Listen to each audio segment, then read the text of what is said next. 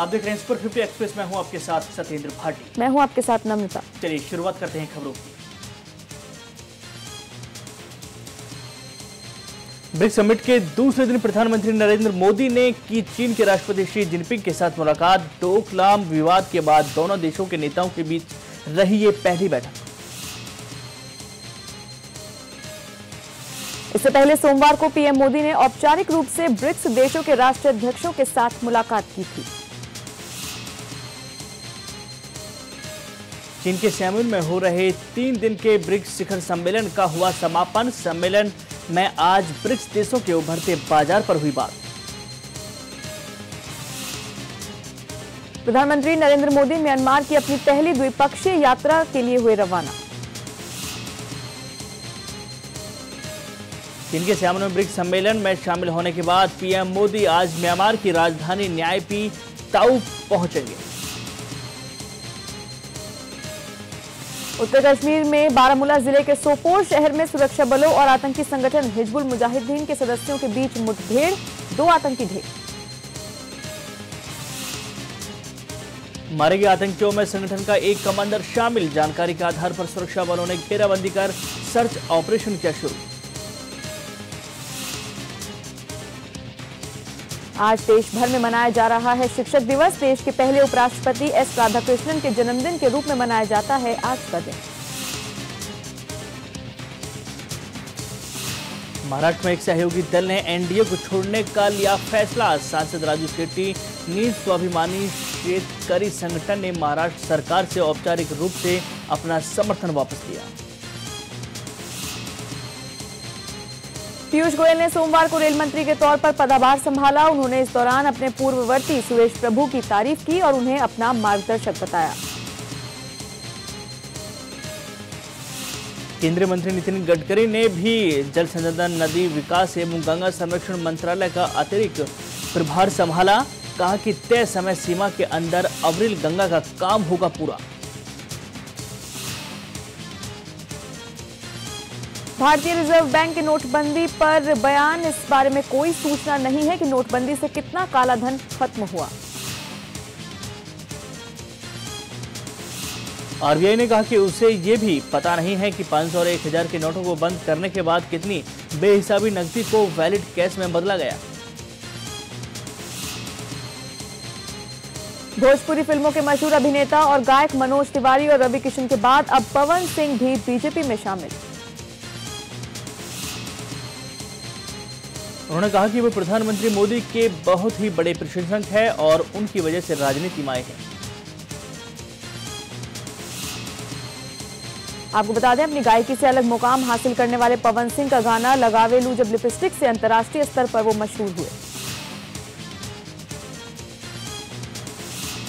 राष्ट्रपति Donald Trump अपनी चुनावी वादे के अनुसार deferred action for children arrival योजना को समाप्त करने की तैयारी में। इस योजना को ड्रीमर के नाम से भी जाना जाता है। डीसीए को खत्म करने से भारतीय मूल के 7000 अमेरिकी नागरिक भी प्रभावित होंगे। जमात उद दवा के मुखिया अब्दुल रहमान मक्की ने एक बार फिर जिहाद को अल्लाह से जोड़ते हुए भारत के लाहौर में जहर उगला। साथ ही इशारों में पाकिस्तान के पूर्व प्रधानमंत्री नवाज शरीफ पर भी निशाना साधा।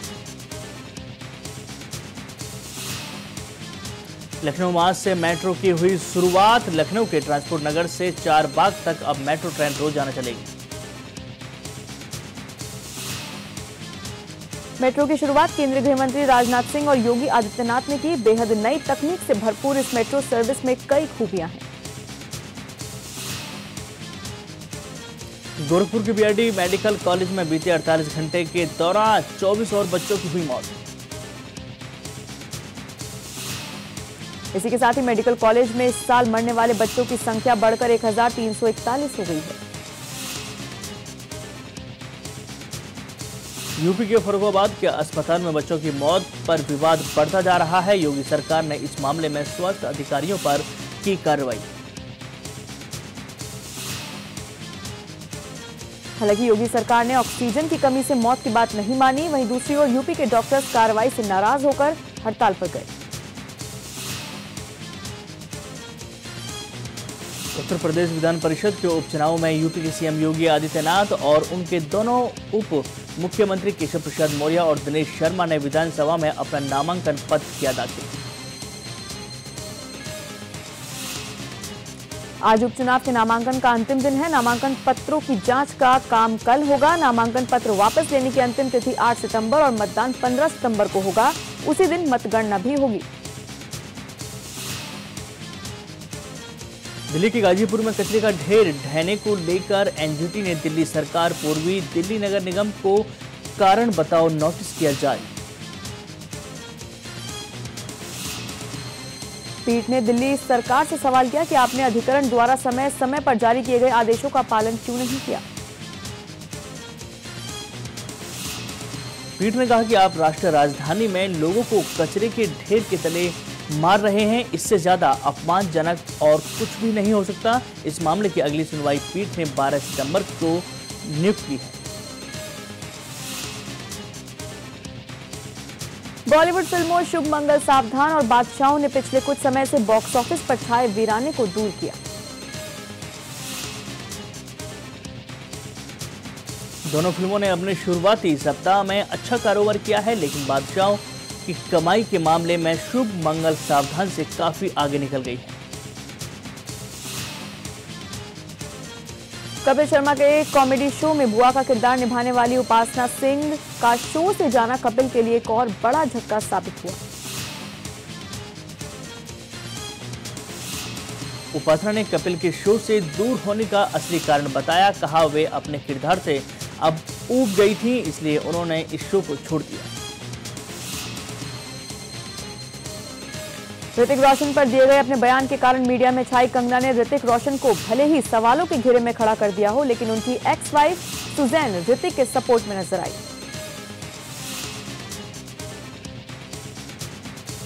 बादशाहों की सक्सेस का मजा ले रहे जय देवगन एक बार फिर पर्दे पर इश्क फरमा सकते हैं। इस फिल्म में उनके साथ आमिर खान भी नजर आएंगे।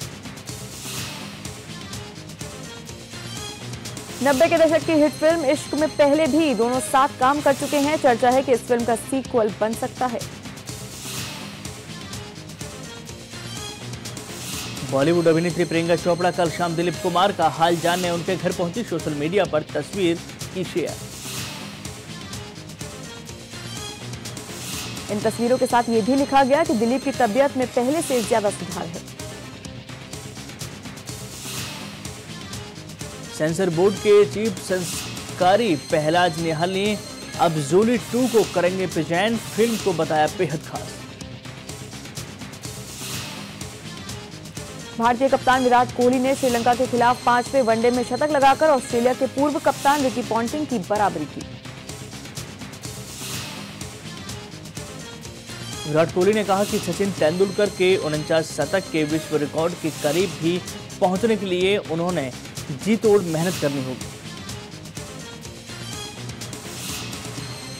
भारतीय महिला क्रिकेट टीम की तेज गेंदबाज झूलन गोस्वामी ओलंपिक पदाधिकारी निशानेबाज राज्यवर्धन सिंह राठौड़ के खेल मंत्री बनने से काफी उत्साहित।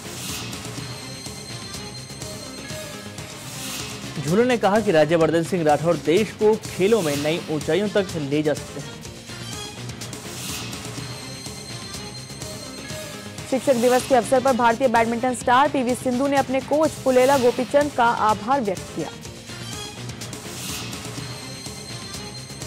एक अलग ही अंदाज में पीवी सिंधु ने कोच गोपीचंद के लिए आई हेट माय टीचर नाम की फिल्म का निर्माण किया। टेनिस स्टार फेडरर और किंग नडाल ने क्वार्टर फाइनल में रखा कदम। फेडरर ने जर्मनी के फिलिप कोल्सट्राइबर को 6-4, 6-2 और 7-5 से दी करारी शिकस्त। स्टार क्रिकेटर शिखर धवन ने पोस्ट की अपनी मां के साथ तस्वीर। लिखा, मां ठीक हो रही है, उनका स्वास्थ्य पहले की तुलना में बेहतर। आपके सपोर्ट के लिए धन्यवाद। एक बार फिर साथ आई गुरु शिष्य की जोड़ी। साइना नेहवाल जल्द शुरू करेंगी गोपीचंद के साथ प्रैक्टिस। नंबर 1 तक पहुंचने के लिए कोच विमल कुमार का किया शुक्रिया।